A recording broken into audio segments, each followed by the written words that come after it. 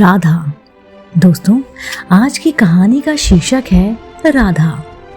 गौड़ ने वैष्णव धर्म शास्त्र के हिंदू स्कूल में भगवान श्री कृष्ण को दिव्य बिना शर्त आध्यात्मिक स्रोत के प्रमुख अभिव्यक्ति के रूप में माना जाता है। केवल यह कह देना कि वह ईश्वर है और उसे वहीं छोड़ देना पर्याप्त नहीं होगा। वेदों के अनुसार ईश्वर की पूरी समझ में पुरुष और स्त्री दोनों लक्षण शामिल है।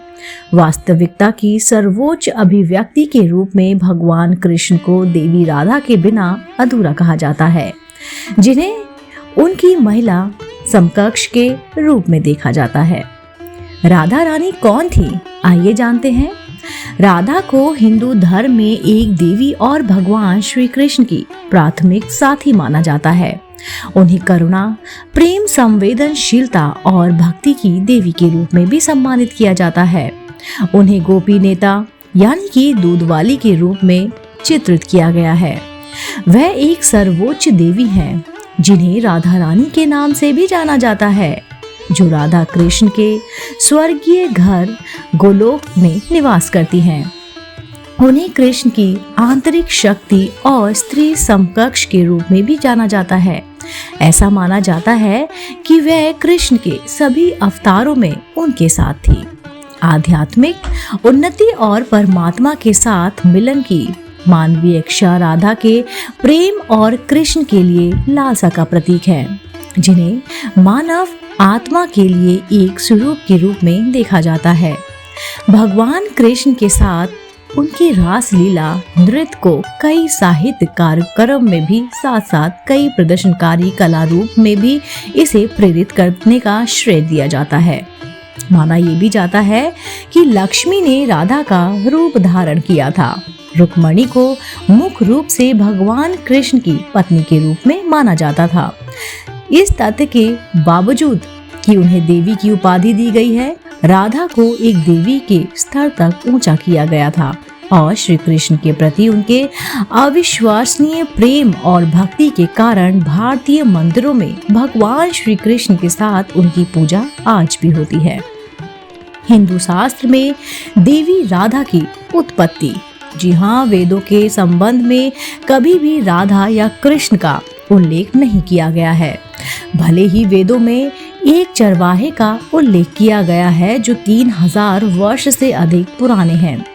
कृष्ण अक्सर महाभारत में दिखाई देते हैं, जिसके बारे में माना जाता है कि इसका सबसे पुराना पाठ लगभग 2000 वर्ष पुराना है। हालांकि राधा का उल्लेख महाभारत या इसके परिशिष्ट हरिवंश में नहीं है। राधा पहली बार स्वर्गीय प्राकृत साहित्य में दिखाई देती है, जिसे लगभग 100 साल नहीं बल्कि 1000 साल पुराना माना जाता है। लेकिन वह केवल जयदेव द्वारा 800 साल पुरानी संस्कृति कविता गीत गोविंद में खुद को पूरी तरह से प्रकट करती है। पुराणों और पुराने पुराणों में राधा का उल्लेख नहीं है, जो 150 नहीं बल्कि 1500 वर्ष से अधिक पुराने हैं, और इसमें विष्णु पुराण भी शामिल है। हालांकि बाद में पुराणों में राधा और कृष्ण को पुरुष और स्त्री सिद्धांतों के रूप में देखा जाता है, जैसे कि ब्रह्मवैवर्त पुराण, जो 600 वर्ष से कम पुराना है। नतीजन हम देख सकते हैं कि राधा बाद के हिंदू इतिहास में दिखाई देती हैं। नाम की उत्पत्ति कैसे हुई, आइए दोस्तों जानते हैं। सांस्कृतिक मौखिल मूल राधा को प्रार्थना को दर्शाता है और संज्ञा रानी, जो रानी को दर्शाती है, को राधा नाम बनाने के लिए उसको जोड़ा गया है। राधा रानी का शाब्दिक अर्थ है पूजा की रानी। उन्हें सबसे बड़ी देवी के रूप में वर्णित किया गया है, जो कुछ पुस्तकों में भी सभी के द्वारा पूजनीय है। वह संपूर्ण ब्रह्मांड की माता के रूप में पूजनीय है और उन्हें सभी की सुरक्षा के रूप में भी माना जाता है। राधा एक प्रेम प्रतीक है। जी हाँ दोस्तों, हिंदू पौराणिक कथाओं में सबसे उल्लेखनीय और प्रसिद्ध कथाओं में से एक राधा और कृष्ण के बीच का प्रेम प्रसंग है। द्वापर युग के दौरान, जी हाँ, द्वापर युग के दौरान जब इन दोनों का जन्म इस ब्रह्मांड में हुआ था, तब कहानी होने का दावा किया जाता है। राधा नाम की एक ग्वाला ने अपनी सुंदरता और आकर्षण से भगवान श्री कृष्ण को जीत लिया। ऐसा माना जाता है कि भगवान श्री कृष्ण भगवान विष्णु के अवतार हैं, जिसका जन्म पूर्व निर्धारित था। इस अस्तित्व के दौरान श्री कृष्ण राधा से मिले और दोनों प्यार में पागल हो गए। हालांकि कृष्ण अन्य मामलों में व्यस्त थे, जैसे कि कंस को मारना। कृष्ण अपनी गहन करुणा और अटूट समर्पण और प्रतिबद्धता के कारण अपने मुद्दों पर काबू पाने में सक्षम थे। कारण राधा और कृष्ण की एक साथ पूजा की जाती है, ये बहुत बड़ा कारण है। चलिए जानते हैं। राधा एक ईमानदार उपासक का प्रतिनिधित्व करती हैं, जो पुरुष या फिर महिला रूप धारण कर सकती हैं। जी हाँ दोस्तों, भगवान श्री कृष्ण परमात्मा के लिए एक रूपक है। भगवान श्री कृष्ण की भगवान के साथ परम मिलन की उत्कट इच्छा राधा के प्रति उनके असीम प्रेम का उदाहरण है। उनके भगवान कृष्ण के प्रति सर्वोच्च स्तर की भक्ति प्राप्त है।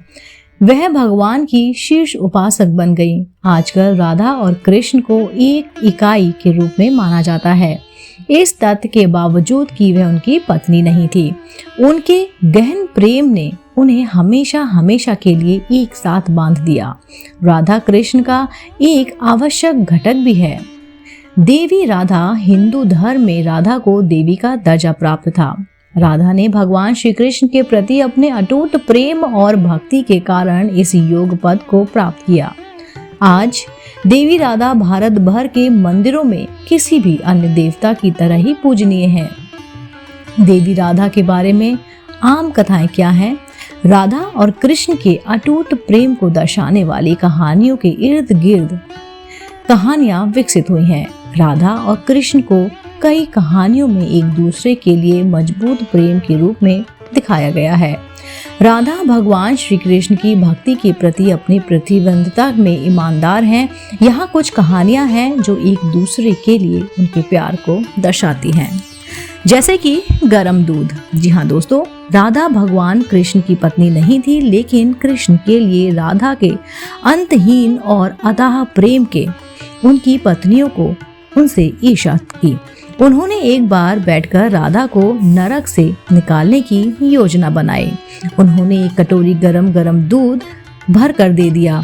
जब उन्होंने राधा को कटोरा भेंट किया तो उन्होंने कहा कि भगवान श्री कृष्ण ने इसे विशेष रूप से उनके लिए भेजा है। राधा ने स्वेच्छा से गरम दूध की पूरी मात्रा पी ली। जब उनकी पत्नियां उनके घर पहुंची तो कृष्णा को अल्सर हो गया था।